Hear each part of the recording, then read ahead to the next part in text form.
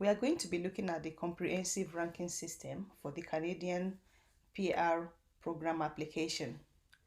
And before we go into the application, if you watch my previous video, I've explained the different routes you can use if you want to apply for the Canadian Permanent Residency Program. And so that's why in today's video, I'm going to be showing you how to use the comprehensive ranking system tool, the calculator, to determine your score before you make your application and also before you go ahead to write your English exams. Here are the scores from the previous poll, and you can see the latest poll that they even selected a CR score of up to 375, around 480, 470. These different scores determines the number of people that they will bring into Canada at a particular time. We are going to be using the comprehensive ranking system tool that is on the cic.gc.ca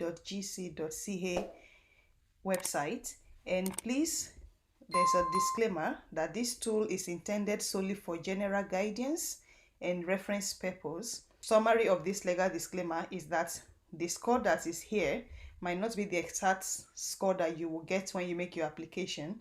And this tool, the website we are currently viewing, which is the cic.gc.ca, is to provide you with with an idea or an overview of what your CRS score will be by the time you enter the application pool. And the parameters is going to be you factoring for the application includes the skills you have, your education, your language ability, work experience, and other factors in terms of age and spouse. With this tool, if you're eligible for at least one express entry program, I've showed you in my last video the different type of the express entry program, which you can see that there's the pilot program, the Quebec skill program, and all those different type. You can see here that the first question is, what is our marital status? I'm going to be selecting married. The second question number 2 is spouse or citizen or permanent resident of Canada. He is not. Will my spouse come to Canada with me? Yes. How old are you? You have to choose your age here. So I'm just going to choose that.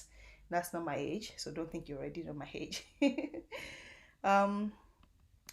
So what is your education level? Enter the highest level of education which you have. I have a PhD. If you have a master's, please select that. I'm selecting the PhD option. Here it's asking, have you earned a Canadian degree, diploma, or certificate? I did not study in Canada, so I'm going to say no. Official language. Canadian official languages are English and French. So here we need to provide the result of our test. And let's assume so, and also it is important that the test that you are going to be submitting, that it is less than 2 years old. If you submit a result that you've written from 3 years ago, but if you meet up for if your cutoff mark was scored for a particular month, if you're going to go and submit, you'll be having problem with your application because whatever values you've given them here is going to be different from whatever new exams you intend to go and write. So please be honest when you are doing your application for the PR. But for the purpose of this particular one, it's fine just for you to have an idea of what your score will be like. So is my test less than 2 years? I'll say yes. Which language test did I take? Here we have the 4 different options. If it's an high healthy hairs or TOEFL or any of these, again, bridge something, I will choose the high healthy hairs. So it's asking for the speaking. What is my score for the speaking? Let's assume I have a 7.5. And for the listening, let's assume I'm a good listener. For the reading, okay, maybe we're a good reader. And for the writing, we are doing our best. Let's just choose 7.5. So please make sure that by the time you are applying to the poll, that you are using the right information. Don't just second guess. If you've written another test, let's say another exam, you can also add the test. But I've not written any other exam, so I'm going to select that not applicable.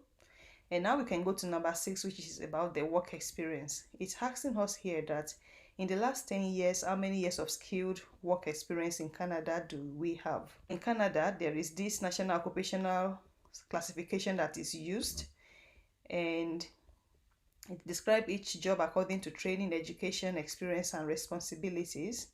So that's what is meant by it here. So what type of skilled work we can try to search If you aren't sure of the NOC tier category for this job, you can find, so let's just click this section that says find your NOC. And with the NOC, you can see that the different tier, which is the training, education, experience, and responsibility. Tier 0 is for management occupation. So for instance, you're working in advertising, marketing, financial manager. There is a tier 1, which is for occupation that usually require a university degree. For tier 3, we can see here that occupation that usually require a college diploma, more than 6 months of the job training. So that's like apart from you having a college diploma, that particular occupation requires that you have a 6-month training, which we can categorize as internship. So for instance, bakers, dental assistants, and data laboratory assistants. 5, occupation that usually need short-term work demonstration and no formal education. So for this landscaping, ground maintenance, delivery drivers, all those tailors, stylists, fashion designer. So you see, you belong to tier 5. As long as you have experience in any of this tier, then you are good to apply. At the NOC, what I'm going to do is just click here so that we can find the full NOC. Here you can search by title. So for instance, I can type here maybe biology. Let's see if it will bring, let's say biology. Let's search with biology. Let's see what it will bring. So you can see there is a NOC code for biologists and related scientists, natural and applied science, and you can see it already shows that my tier is a tier 1. If I'm a biological technologist or technician, then it's tier 2.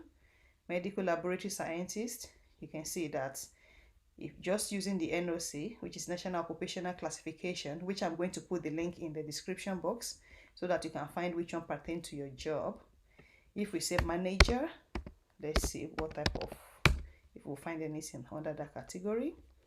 As you can see, we can find senior government manager and officials. They all are in the tier 0. So just use this NOC finder to find out if your occupation is under this part where it says in the last 10 years, how many years of skilled work experience do you have in Canada. So I will just choose that, okay, since I did biology, I have maybe 3 years of experience because we found a biology or science and related science in that category. Here, it has to be in Canada. And since I've not worked in Canada, maybe I will just choose none or less than a year. And then here is where I'm going to choose that I have maybe 3 or more years of experience in terms of skilled work, the foreign skilled work experience, which under the category of this, remember I'm in category 1. If you are a manager, you are in category 0, so you just have to choose the number of years. Do you have a certificate of qualification from a Canadian province? This is a different application. So if you have all, first let me answer the question. I'll say no. Okay, now let me explain what they meant by this certificate of qualification from a Canadian province. Let's, for instance, after you submit your express entry application, if your CRS score is very low, let's say it's less than 400, then you can go for the what is known as provincial nomination. So all you just have to do is type Canada provincial nomination. So I think among the, I can't remember if it is about 12 province or 16 now. No, Germany is 16 states. I can't remember the number of states in Canada. But imagine if you find in one of those provinces, each of the provinces have their own provincial nomination program. So it's known as PNP. If you click on it, you will find the different provinces and what they are looking for. So I'm trying to find. So you can see these different provinces, they have what is known as the PNP program, which is the provincial nomination program. And the different provinces have different requirements. So if you're going to be applying for instance, the Ontario Immigration Nomination Program, after you've submitted your express entry, this, if you meet the qualification of what the type of thing they are looking for, I think I'm taking too long with this video, but all I want you to know is that if you, by the time you check this page, if they are looking for, let's say, for instance, managers, dentists in these provinces, Then you can make a second application to this province, and if you are lucky that you are among the selected candidates in this province, you will get an additional 600 points, which you can then add to your low points that you have in the express entry, which is the 400. The two together comes to 1,000, and automatically you are going to Canada. So please just make sure that you check the different provinces. If you have a very low CRS score, check the provinces for the type of program that's the type of professionals they are looking for, and make your application there. Let's continue with our CRS score. So here, do you have a valid job offer? If you don't have any job offer from Canada, just select no. I do not have any job offer because I've not searched. Do you have a nomination certificate from a province? No. Remember, we've not gotten any selection because we've not made any other application to any of the provinces. And here the last question is about your spouse. Is your spouse or common law partner, do they have a relative in Canada, at least a brother, a sister, cousin? I will say yes. My husband has a relative in Canada. What is the highest level of education for your spouse? Is a PhD holder. Here just select whichever one belongs to your partner. And in the last 10 years, how many years of skilled work experience in Canada does your spouse have? So choose that he has about 5 years. Or maybe I should make it 4 so I don't blow it too much. Okay, the last part is, did your spouse or love partner take the language test? Of course he did. So let's assume that he also aced the exam. I'm just going to select the point. And now we can click on calculate. When you click on calculate, it will give you all express entry candidates get a score out of 1,200 based on the 4 parts of the comprehensive ranking system. So you can see for my own, since I'm the main applicant, this is what my points comes to. So in total I have 357, which language gave me a good score, and my level of education, and for age I got the 95. If I was, now remember I chose 30 as my age. Imagine if I was 35 years old, this score would have dropped by 5 times 5, that's 25, would have dropped by 25. That would have brought this to 75, because every year when you're above 30 you lose 5 points. That's what I got to understand last year. And then for my spouse, because of his level of education, the language, and the experience that he has, you can see that now I have a 39 points extra from the spouse. In terms of skills and transferability, I've obtained a maximum of 100 points. And then the additional point, which is you can get up to 600. Remember I told you if you get a provincial nomination, I think it's about 500 to 600 points. And then I do not, because I have a sibling in Canada, which is not my own sibling, my spouse sibling or relative, I got a 15 point for that. And in total, my score is showing 511.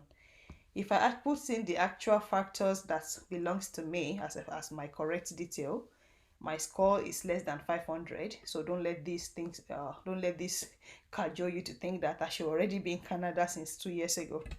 So this is how you will get, this website will give you an estimate of what your CRS score will be like. And if you have questions, please write in the comment section. If you think I've misinformed you today, please also write in the comment section so that I can read more and also learn from you, as there is no man that knows everything all apart from Mr. Gogo. So thank you for watching today's video, and I'll see you in my next one. Goodbye.